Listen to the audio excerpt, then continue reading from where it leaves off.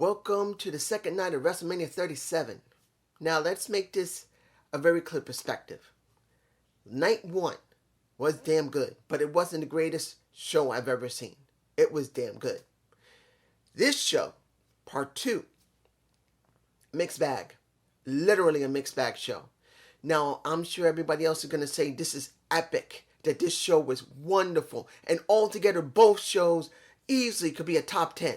Honestly, I don't know what they're smoking. Because honestly, if you're going to see this objectively, truthfully, you had a good show to great show last night. And now you got a mixed bag show that is not great. Good, yeah. Had some great moments and some brutal moments, but it isn't great. And I'm saying this as a perspective of a guy who doesn't look at a product all the time and who's being objective. Honestly objective. This was not a great show. It was a mixed bag part 2. Now, opening, which is the most stupidest part of this show. The stupidest. Randy Orton versus Bray Wyatt. The Fiend having a little bit of the Alexa Bliss coming out, dancing around as you see her in my face. And she is in front of a jack-in-the-box, cranking the sucker to not only open the top, but to release the Bray Wyatt. It's in my face as well. Was this a good match? It don't matter. This is exactly like the last time and the last time before that and the last time before that when it comes to Bray Wyatt. He acts dominant, destructive, which means one thing. He's losing. Because when you get to the end of this match where he has overpowered a Randy Keith Orton, you have a Alexa Bliss. I believe I got that shot. It's not in my face. She is sitting on top of the jack-in-the-box with a crown on her head, spewing black ink or whatever black type of stuff all over herself. And Bray Wyatt looks at her like, oh, and gets rolled up and pinned. No, actually, he gets RKO'd. Then he gets pinned. I'm sorry. I got a lot in my head. But he RKO's his ass and then pins him. And after it's all done, when he wins, he walks away. You got Bray Wyatt getting back up, staring at a Alexa Bliss. Sorry if you hear someone in the background. This is late at night. You hear, this is hard to do with somebody in the background. You hear nothing from him. You hear nothing from Alexa Bliss. The lights go out and then they disappear. This was all about Alexa Bliss. This is not about Bray Wyatt. If anyone thought that Bray Wyatt, after being regenerated because they did a little scene of him being all burnt and then turn the flames and turn back to normal, that this was about his great return, nope. He is now back exactly where he was. Nowhere. Nowhere. And if anybody says, don't worry, you got to give it time. Time to do what? What have they ever done with Bray Wyatt? I'm sorry. Bray Wyatt was the best shot. And I'm saying this, and I'm trying not to make this too long, and I'm going to. I know I'm going to make this almost 30 minutes or longer. Bray Wyatt, when he first came onto the scene and did the Wyatt family, was the best shot of another Undertaker. He literally was the best shot at a new Undertaker. Not Finn Balor, not Aleister Black. It was him. He was it. He was the new Undertaker, and he could have easily taken that spot. And they ruined him multiple times. It's not his fault. The booking every single time has always led nowhere. And this is just another example that now Bray Wyatt is not the focus still. It's Alexa Bliss. Still Alexa, who has carried the entire thing anyway. Let's move on. Now, here's a match that legitimately surprised me. That it shouldn't have never had been the way it was. And the cheering surprise, I'm sure, is going to surprise Alex and JD. And that is the women's tag title match. Nia Jax and Shayna Baszler versus a Natalya and Tamina who got pops. What have I said to you guys? For so many years, I have said this. I've been on this channel since 2012. I've been doing this 9 years. And more than a few times, I've said this 100%. I know Tamina is not a great wrestler. I know that. I know Tamina is probably not liked by many people. Look, just Alex thinks she's nothing but a piece of garbage. When it comes to JD, he thinks she's a piece of garbage. She don't deserve anything. She's nothing but a jobber. But I've said this clearly. Why? Why has Tamina Snuka never just gotten the damn title and been a transitional champion once? Once. This makes no sense. Other women who have never had great characters, who could not go in the ring, have won the damn title. Why? What did she not do? Did she not suck dick when it was time to suck some dick from someone from upper management? I don't know. It's not because she has ability. She's no different than most of those women. She has a little bit better than most. But I know she's sloppy. In this match, she got tanked easy. She's not kept herself in good shape. And I'm the one who's saying this as someone who wants to see her have a final chance at a real title. I'm one of the few that is on YouTube that says, look, I know this woman sucks most of the time in the ring, but she at least doesn't hurt people heavily in the ring. And she, compared to others, should have already had the title as a transitional champion. But she's never gotten it. Now we get this match. And in most cases, she was the face of the match. She got the most pops of the match. Natalya didn't get many pops at all. Nia Jax got a lot of heat. You got Shayna Baszler, got a lot of heat. Natalya was somewhere in between, getting some pops and some heat. Somewhere in there. But it was about Tamina. Why? It wasn't all her friends at ringside. There were people legitimately popping for her. And you would think, and this is the thing that makes no damn sense, other than one reason, and I'll get to that in a minute. This match should have ended with Tamina Snuka ending the match with a hot tag.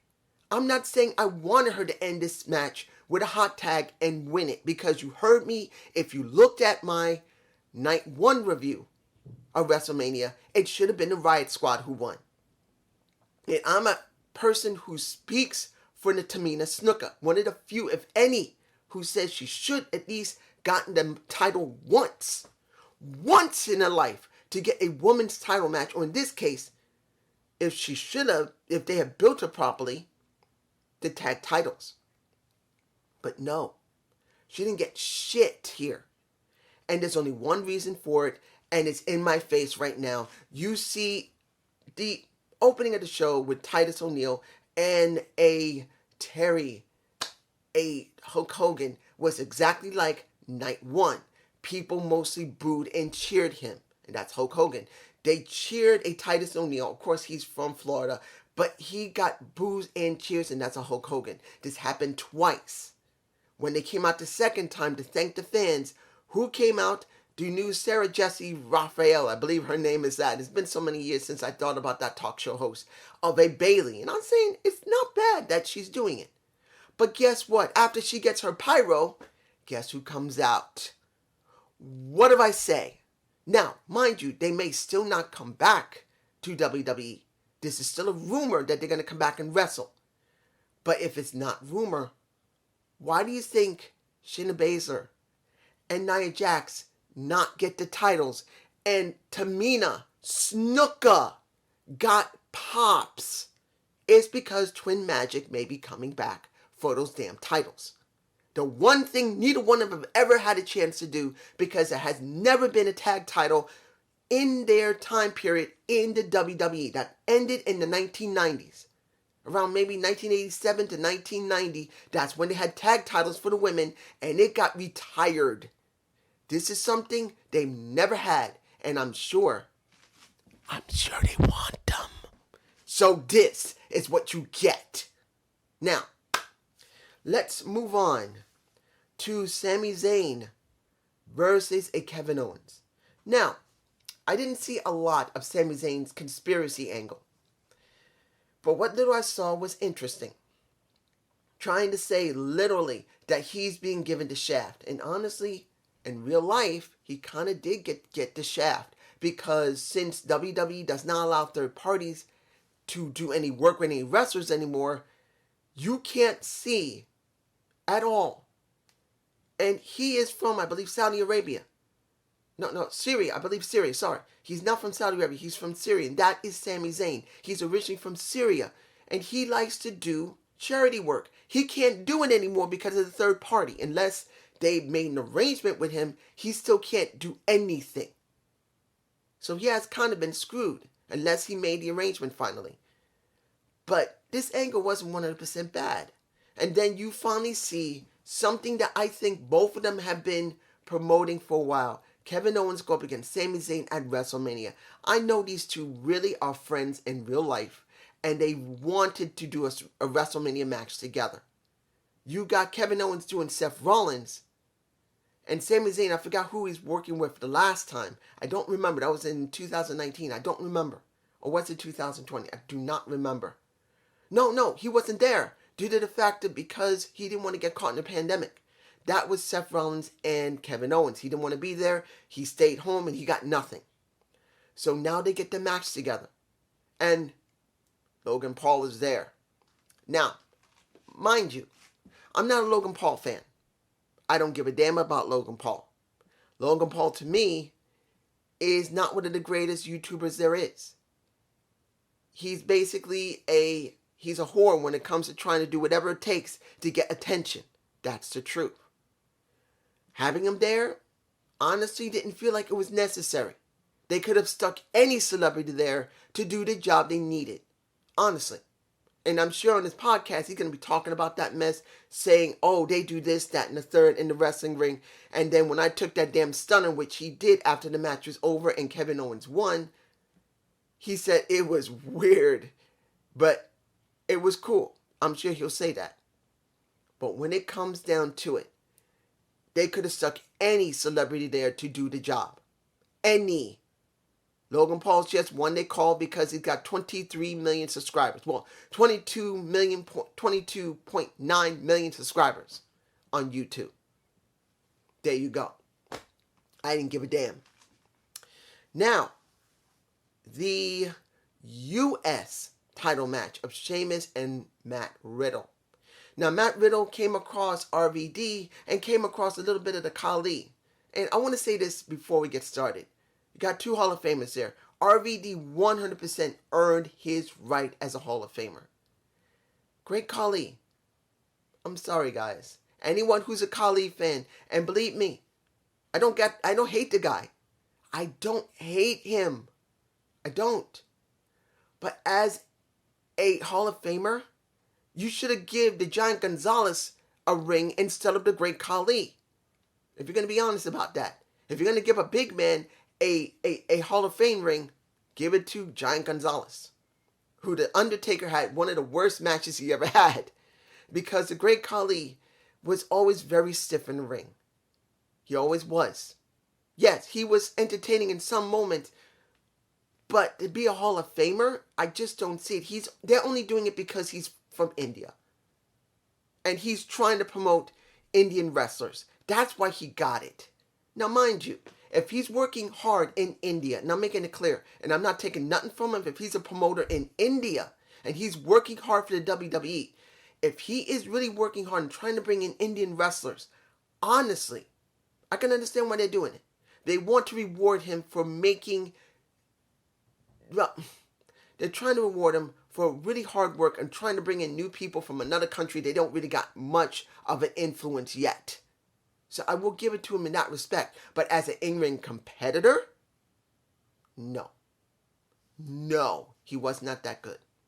So we got Riddle versus Sheamus, which was a very rough match, including, I think I got the shot in my face when it came to the end of that damn match. Riddle decides to do a moonsault off the second top turnbuckle. Well, turn rope, not buckle. And he does a backflip. And Sheamus, in his credit, decides, oh, I got a vulnerable spot. I'm going to bro kick his ass to oblivion. And not only did he bro kick him, he busted his mouth wide open. There's the blood in the face.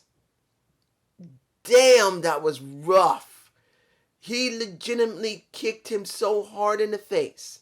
He busted his mouth open, and Sheamus won the match. Now, mind you, Sheamus had to win this match because of what he was doing with Drew McIntyre. It made perfect sense for him to be getting a title after all this time. He deserves it. Now, mind you, here's a very interesting possibility. You got Bobby Lashley now as champion going out of WrestleMania. Unless Drew is going to try and chase him again, you could have Drew McIntyre go after Sheamus, who now has that U.S. title. They may shift him down to there. Now, am I going to be saying that's the right thing to do? What are you going to do? You can't have Drew constantly going after the WWE title. You got to change it up eventually. So him going after the U.S. title eventually because of Sheamus holding it would make some sense.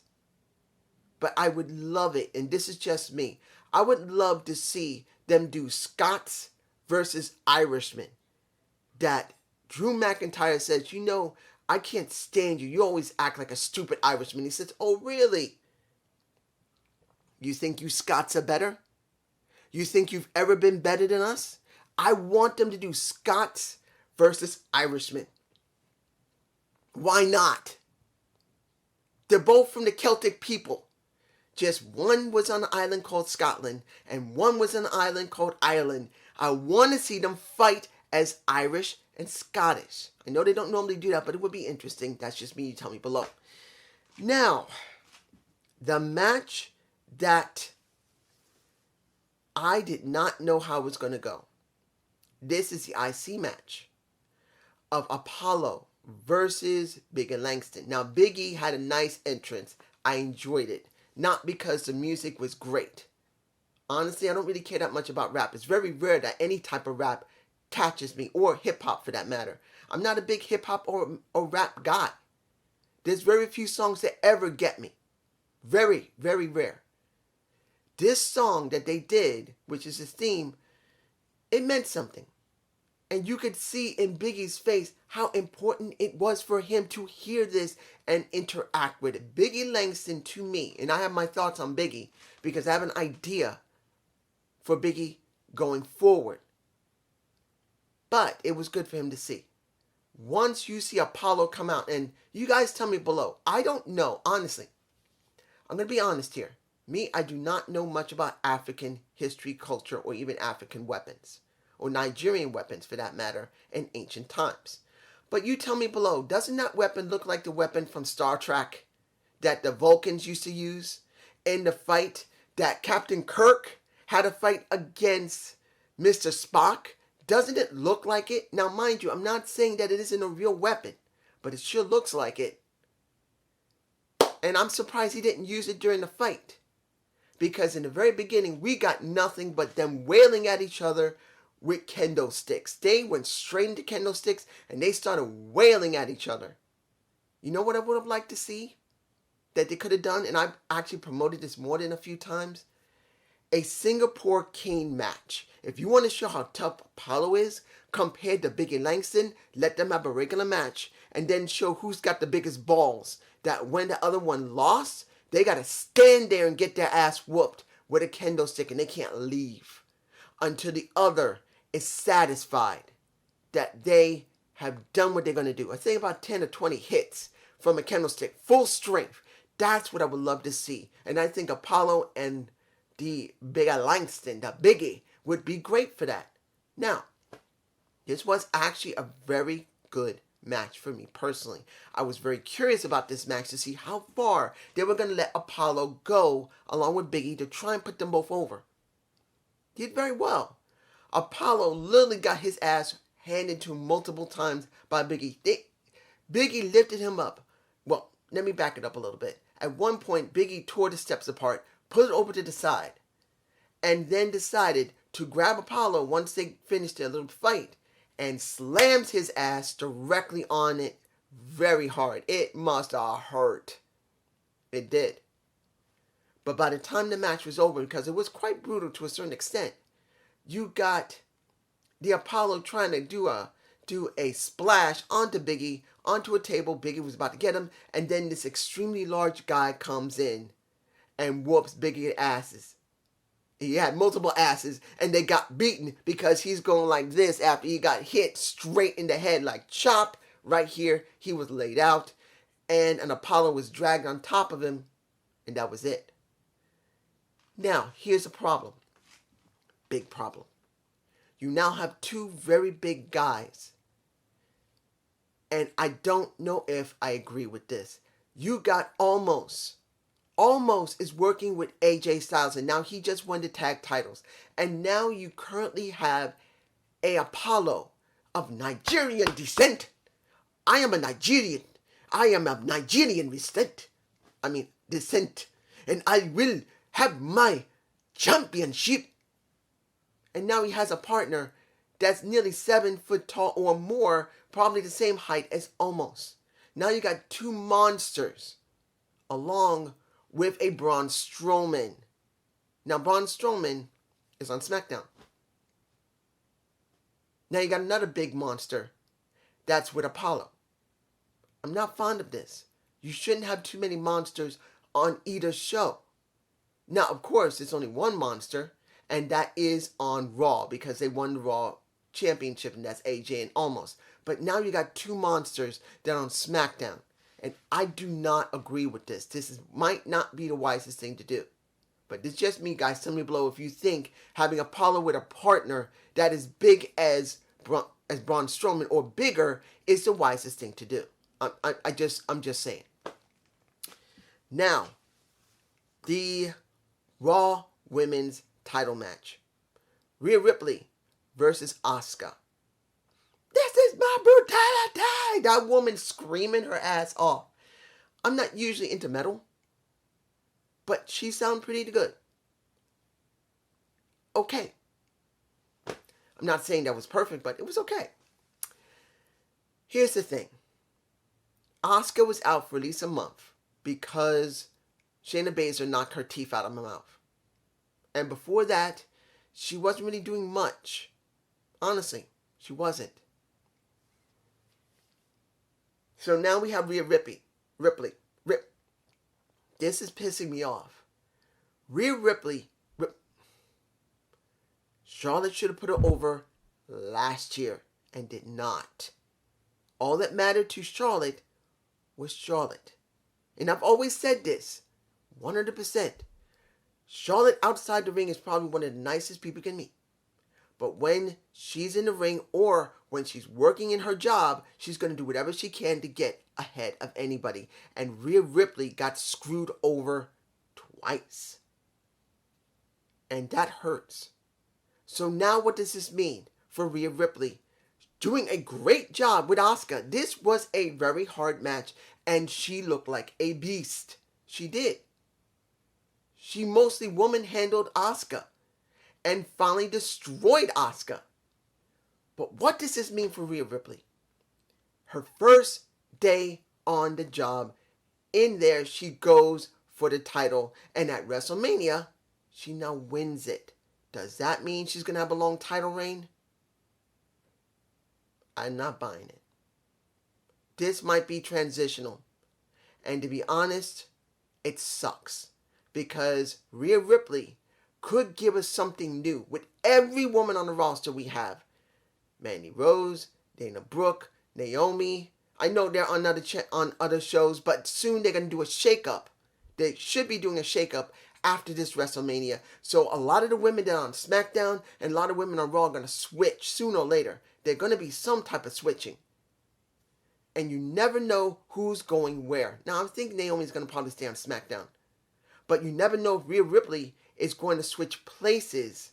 Now, you never know. You may have Rhea Ripley on SmackDown, and you may have Bianca Belair on Raw, which I wouldn't be surprised. They may switch her. And then you're going to have Rhea Ripley dealing with women on SmackDown that might come from Raw and maybe from ones from SmackDown. You never know. Fresh feuds. But I don't buy it for 1 second that she's going to have longer than a 2 or 3 month title reign. I doubt she'll have more than 2 months. I'm hoping I'm wrong, because it will be a nice change up. But honestly, there's still Charlotte looming. Charlotte screwed her not once, but twice. Twice Charlotte has screwed this woman when it was important. So if Charlotte comes back and is not getting shitted on by WWE, I see that title switching over to Charlotte or a Twin Magic in a Brie. You never know. Let's now move on. And I almost forgot, there was an extremely nasty DDT that was done from Asuka onto Rhea Ripley. That was onto the floor. I think I got that shot. If it's in my face, there it is. But that's what you get. Now, we now have Roman Reigns versus Edge. I didn't know how to feel about this match. I'll say this. He's still the man. And this was a big question about... I'm botching here because was this a good story? It wasn't a bad one. Admittedly, it would have been better if it had been Daniel Bryan and Roman Reigns. Because having Edge there, Edge shouldn't have lost. Roman Reigns shouldn't have lost. Daniel Bryan should have lost. That's the way it looks. Because if Drew lost at WrestleMania the first night, if he had retained his title and Edge won it, it wouldn't have hurt anybody. Here, you just took out Edge. You took out Daniel Bryan. And you allowed Roman to retain. What was the point of all this craziness? Look, this is a very interesting thing. You had two guys who had jacked necks and just came back, and you got one guy with immunity deficiency closing WrestleMania. Three guys that had some type of disability in some form. Very interesting, isn't it? And was it a good match? I'm not saying it wasn't. It was not a bad match. It was a damn good match for all three of them. But like I said, what was the point of Edge going after Roman Reigns once they added Daniel Bryan? There was no point in it. Roman Reigns could not lose here. Daniel Bryan could lose. It would not hurt his legacy. Edge coming back needed to win a title after 10 years. Both of those guys needed to win. And not only one guy won, you screwed over Edge for letting him lose. Now, you used Daniel Bryan, and if it was going to be like that, you shouldn't even put Daniel Bryan in the match in the first place. What was the point of Daniel Bryan being there? If you were going to already bury Edge in the sense that he wasn't going to get the damn title, what was the point of bringing him in? What was the point of bringing Daniel Bryan in if he wasn't going to job to somebody? You used both of them to put over Roman Reigns. And understand, I'm not against Roman Reigns. I'm glad he didn't lose because he's not supposed to. He is one of the most best heels the company has had in years. His ring work may be the same, but it feels different because of his character. His character is basically an obnoxious, self-absorbed dick that you want to beat the shit out of. I love it. And then you got Jey Uso covering for his ass when he can't get the job done like he did. He got beat up twice. He got speared once. He got he got a DDT onto the steps. Then he got chaired, and then he got nailed, and he's out again, but he saves his cousin, and Roman Reigns retains. But you didn't need to take out Edge. Edge should have gone up against a Drew McIntyre, not a Lashley. And understand, I am glad Lashley retained last night because it made the best sense. If you're going to put Drew against Lashley, you had to retain it because you need somebody new. So what did I think about this show? Honestly, this show was a mixed bag, like I said. And the first night was very good. Great show. It wasn't the best I've ever seen. Tonight was a mixed bag. I am not going to tell you that both shows were so great. It is memorable. One of the top 10 WrestleManias. Not even close. And anybody who says it is, you're stupid.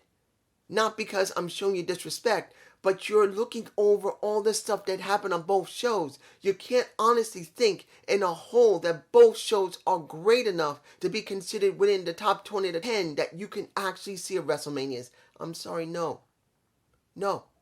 WrestleMania 20 is better than this. WrestleMania 19 or 18 is better than this. WrestleMania 1 was better than this. WrestleMania 5 could easily be better than this. I'm sorry. I will not say that this WrestleMania 37 is the best top 10 in the top 20 or 10. It ain't. But it was still good that you got entertained in the first night. And even though it was a mixed bag at night 2, you could say you enjoyed it. But that's just me. Have a good day. Almost forgot. I have a Gump report recorded already. And it's about Billy Kay. And I'm saying this right now for you guys. I'm not going to be nice to Billy Kay. Well, actually, I can't say that. I won't lie. I was a little too aggressive in the beginning of that video. But I showed I actually cared at the end. So I hope you will see the entire thing to get a good perspective on my thoughts of Billy Kay and her work in this WrestleMania. And I do talk about Lana and even Peyton Royce. Peace.